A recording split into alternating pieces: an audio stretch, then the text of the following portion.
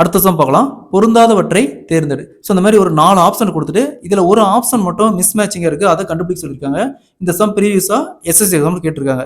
So first option பாருங்க, WITHன்னு இருக்குது, இங்கே TIHWன்னு இருக்குது. ஸோ இந்த மாதிரி கேட்டாங்களா, ஃபர்ஸ்ட்டு இங்கே 1 2 3 4 போட்டுருக்காங்க. அதே மாதிரி இங்கே 1 2 3 4 1 2 3 4 1 2 3 4. ஸோ இப்போ பாருங்க, இதே வேர்ட்ஸ் தான் இங்கே மாற்றி எழுதியிருக்காங்க. அப்போ இங்கே டீக்கான பிளேஸில் என்ன இருக்குது, 3 இருக்குது.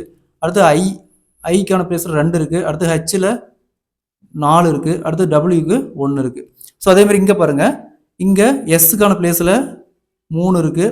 அதேமாரி யூக்கான பிளேஸில் 2 இருக்குது. டீக்கான பிளேஸில் 4 இருக்குது. ஜேக்கான பிளேஸில் 1 இருக்குது. 3 2 4 1 3 2 4 1. ஸோ அடுத்து இங்கே பாருங்கள், இங்கே என்கான பிளேஸில் 3 இருக்குது. ஓக்கான பிளேஸில் 2 இருக்குது. ஈக்கான பிளேஸில் 4 இருக்குது. டிக்கான பிளேஸில் 1 இருக்குது. ஸோ அதே மாதிரி இந்த ஆப்ஷன் பாருங்கள், இங்கே ஏ இருக்குது. ஏக்கான பிளேஸில் 2 இருக்குது. விக்கான பிளேஸில் 3 இருக்குது.